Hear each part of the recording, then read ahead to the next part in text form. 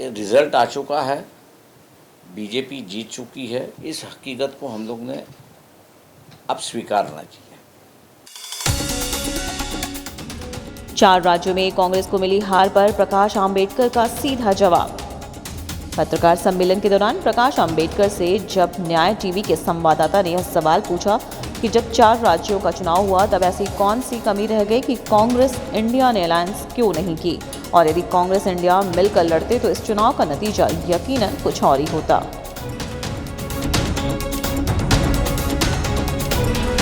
देखिए, एक बात यह है कि रिज़ल्ट आ चुका है, बीजेपी जीत चुकी है, इस हकीकत को हम लोग ने अब स्वीकारना चाहिए।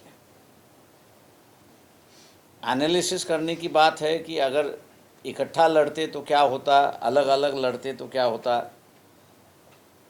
ये मेरे ख्याल से जब तक इलेक्शन कमीशन अपने वेबसाइट पे आंकड़े नहीं बताते, कि जैसे मैंने ढूंढने की कोशिश की कि महिलाओं का वोटिंग परसेंटेज ज़्यादा है करके जो बताया गया, लेकिन मैं पिछले इलेक्शन से देख रहा था कि महिला वोटिंग और इस वक्त की महिला वोटिंग का जो फिगर है वो अभी तक इलेक्शन साइट पे नहीं है। ये तो सिर्फ नैरेटिव्स आ रहे हैं, ऐसा मैं मानता हूँ। इसलिए सही एनालिसिस मेरे ख्याल से जब इलेक्शन कमीशन पूरी जानकारी अपनी वेबसाइट पे देगा तब मेरे ख्याल से होगी, ऐसा मैं मानता हूँ। और उसी को लेके मैंने कहा था कि ईवीएम सही या गलत, इसकी चर्चा हमेशा होती रही है। ये सही या गलत है, इसको कहीं ना कहीं तो भी चेक करना ज़रूरी है।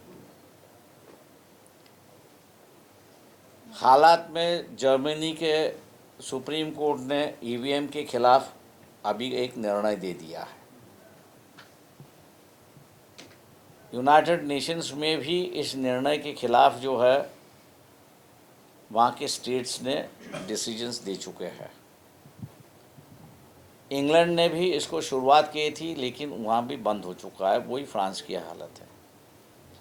अब इतने बड़े देश जिनके पास अपने से ज़्यादा टेक्नोलॉजी है, वो डाउट कर रहे हैं, तो आम लोगों का डाउट भी होता है, ऐसा मैं मान के चलता हूँ।